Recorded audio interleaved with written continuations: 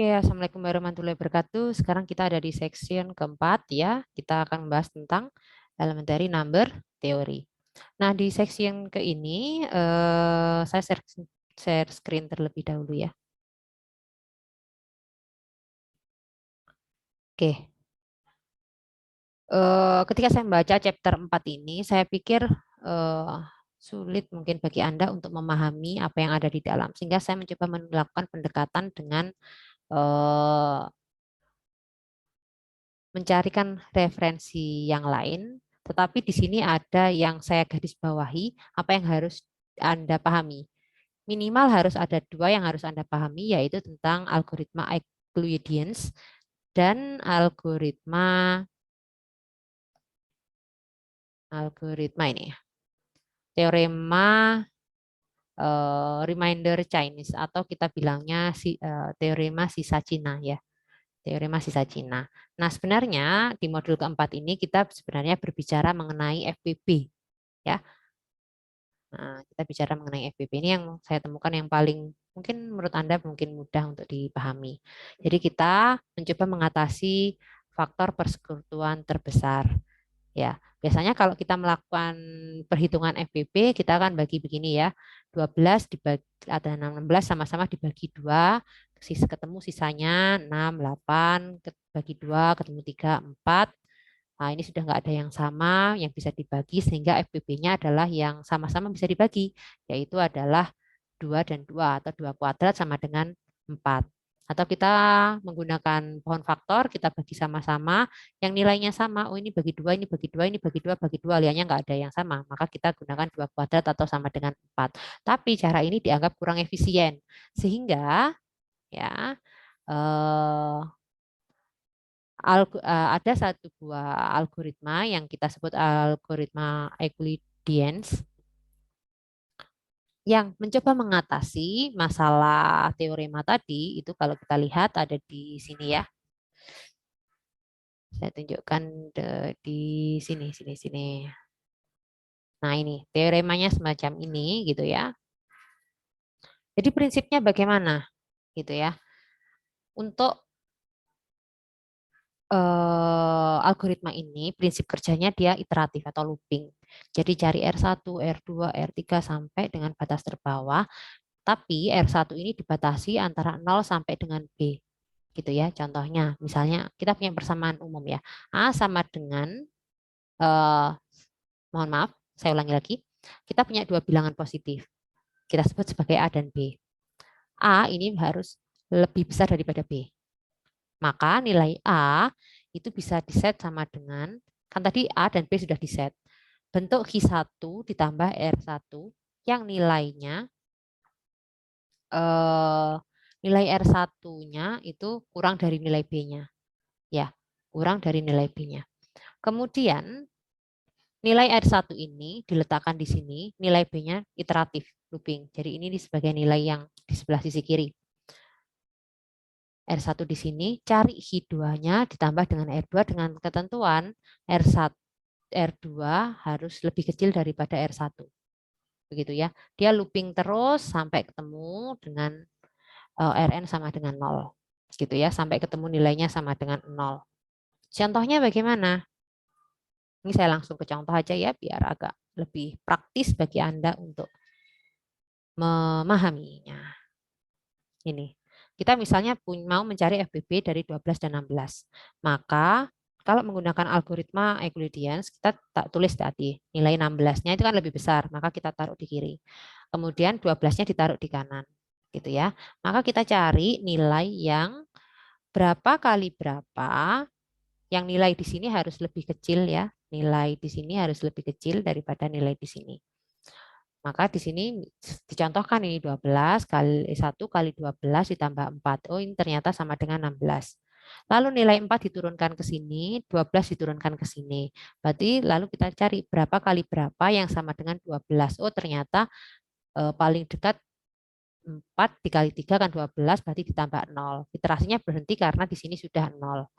Maka nilai yang sama-sama ini tadi adalah 4. Ya, karena iterasinya cukup 2 kali dan sisa baginya adalah 0, maka FPB dari 12 dan 16 itu adalah 4. Contoh yang lain. Oh, sama saja ya, saya nggak perlu iterasi yang banyak ya. Nah, itu bisa Anda searching sendiri. Prinsipnya begitu ya. Jadi nilai yang terbesar dari yang ingin dicari FPB-nya diletakkan di sini, kemudian di sini nilai terdekatnya kelipatan berapa? Oh, kelipatan 1 karena ini kan sudah 16, berarti 1 kali 12. Sisanya berapa? Taruh di sini, oh 4. Gitu ya, 12 taruh di sini, 4-nya taruh di sini, dia kelipatan berapa lagi? Oh, 3 kali 4. 12. Oh, ternyata sudah mencapai 0, berarti yang sama adalah 4. Gitu ya. Oke, selanjutnya saya pikir untuk menemukan FPP dengan cara algoritma Euclidean sudah jelas. Nah, sekarang yang metode yang kedua ini adalah metode sisa Cina, gitu ya. Metode sisa Cina. Maka teorema sisa Cina, nah ini saya bandingkan dulu ya supaya sebenarnya yang apa yang dijelaskan juga ada di modul, cuman di modul ini tidak ada contoh karena saya pikir ini penting juga bagi Anda. Dan soal untuk evaluasi nanti, untuk soal nomor 4 pasti studi kasus yang terkait dengan FPP yang harus Anda selesaikan dengan Euclideans atau sisa Cina ini. Itu yang harus Anda pahami. Jadi saya buat balik lagi seperti di teorema yang ketiga. Saya carikan contoh. Nah, Anda yang analisis supaya nanti Anda bisa kerjakan nantinya. Nah, ini ya, teorema sisa Cina. Bagaimana caranya? Ya, jadi kalau kita punya nih M1, MC sampai M keberapa, itu misalkan M1, M2 sampai dengan MR itu adalah bilangan positif, sehingga FPP dari M1, MI dan MC itu sama dengan 1. Jadi setelah perhitungannya adalah Anda buat modulus gitu ya, Anda buat modulus dengan M1-nya, dengan M2-nya, sampai dengan MR-nya. Maksudnya bagaimana kok A1, A2 sampai AR? Nah, kita langsung ke contoh soal gitu ya. Misalnya, ini saya langsung ke contoh soal yang lebih aplikatif ya.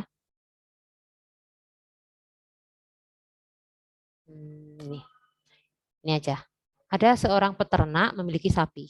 Jika ia masukkan 5 ekor sapi ke dalam kandang ke dalam sejumlah kandang secukupnya, maka 2 ekor sapi tidak akan masuk gitu ya. Berarti X sama dengan 2 modulus 5 gitu ya. X sama dengan 2 modulus 5. Kita mau masukkan tuh 5 ekor sapi secukupnya. Tapi kalau kita masukkan 5, berarti akan ada 2 ekor sapi yang nggak masuk. Tapi kalau kita masukkan 3 ekor sapi, maka yang nggak akan masuk ada 4 gitu. Berarti berapa sih kira-kira banyak sapi yang dimiliki peternak? Berarti kita nilai X-nya ini berapa? Maka 4 modulus 6 itu berapa? Berarti kita kalikan dulu ini nilainya yang mau dimodulus. Oh, ini 5 sama 6. Ya, bilangan yang saling relatif primanya. Berarti solusinya adalah 5 dikali 6 sama dengan 30. Kemudian 30 ini dimodulus dengan 5 dan 6 tadi. 30 bagi 5, 6. 30 bagi 6, 5. Maka 6 min 1 gitu ya, modulus 5 berarti 1 modulus 5. Kemudian 5 dimodulus 6 itu kan pasti kurang 1, min 1. Min 1 modulus 6 berarti 5 untuk modulus 6. Berarti untuk modulus yang tadi ya, kita kalikan 2 yang didapat dari sini ya, dikalikan dengan 6 ya, dikalikan dengan 6 lalu dikalikan dengan 1. Sementara yang satunya tadi ini kan 4 ya, dikalikan dengan modulus 5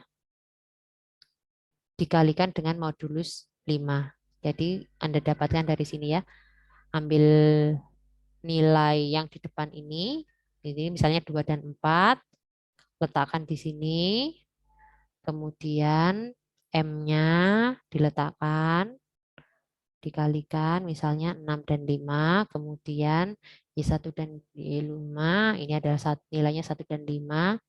Nah, ini dimasukkan, baru kita modulus dengan 30 hasil yang perkalian tadi. Ini mungkin agak cukup ribet ya, 30.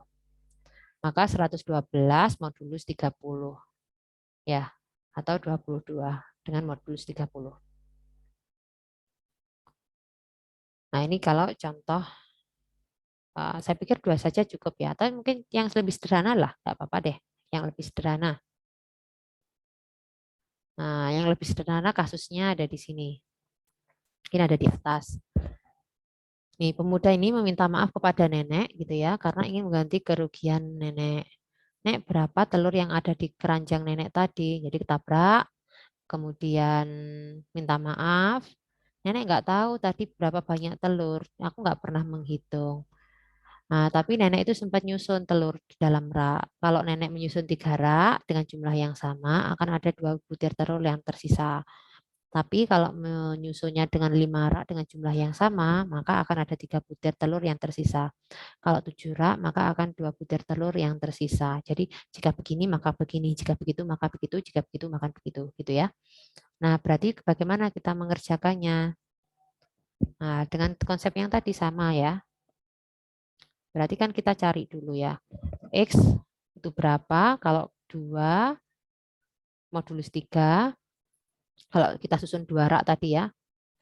Sorry. Kalau kita susun dalam 3 rak, maka sisa 2 butir. Berarti 2 modulus 3. Kalau kita susun dalam 5 rak, berarti modulusnya 5, sisanya adalah 3. Kalau kita susun 7 rak, berarti modulusnya 2, atau sisanya 2. Nah, terus dengan 3, 5, 7 tadi kita kalikan ketemu 105. 105 dibagi 3, dibagi modulus yang ada di sini tadi ya, 3, 5, 7, ketemu 35, 21, 15. Berarti nanti 2 kali 35, ya, 2 kali 35, yang 3 tadi kali 21, dan yang 7 tadi, yang 2 tadi dikalikan dengan 15. Nih, 2 dikali 15 di sini ya. Nah, terus dikalikan dengan Y1, Y2, dan Y3-nya. Berapa Y1, Y2, Y3-nya? Y1-nya adalah 35 min 1 dimodulus 3. Berarti sisa baginya adalah 2 ya. 35 sisa bagi 2. 21 dimodulus 5 sisa baginya 1. 15 dimodulus 7 sisa baginya 1. Ya kan 14 ya. Pasti sisa baginya 1. Lalu kalikan 2, 1, 1. Ketemu 140 tambah 63 tambah 30. Dimodulus berarti ketemu 105. 105 ini ya, modulus 105 yang perkalian tadi. Berarti modulus 140 tambah 63 tambah 30 dimodulus 105, totalnya ini tadi 233 dimodulus 105 gitu ya. 105 dikali berapa ya? Yang kali 1 berarti ya, kali 1 sisanya berapa ini kalau dihitung? 105 210 ya. Berarti sisanya 23. Nah, sisanya 23. Berarti kemungkinan banyak telur nenek adalah 23 butir. Ya ini kayak soal-soal FPB tapi dikerjakannya dengan 2 metode tadi. Ada yang ya saya batasi 2 aja cukup daripada bingung ya. Ada yang sistemnya Euclidean dan ada yang sistemnya sisa Cina tadi. Nah, itu yang saya perlu tekankan gitu ya. Berarti dengan 2 teorema ini tolonglah buat satu buah studi kasus dalam bentuk soal cerita yang Anda selesaikan dengan satu kasus yang sama untuk menyelesaikan dengan satu buah soal cerita yang sama, selesaikan dengan 2 metode yang saya maksud ya. Saya ulangi lagi, buatlah satu buah studi kasus yang terkait dengan FPB dalam bentuk soal cerita yang Anda selesaikan dengan 2 metode tadi. Ada Chinese-Remainder Theorem, atau kita sebut teorema sisa Cina tadi, ataupun juga dengan teori algoritma Euclidean. Saya pikir cukup, saya akhiri, selamat mengerjakan.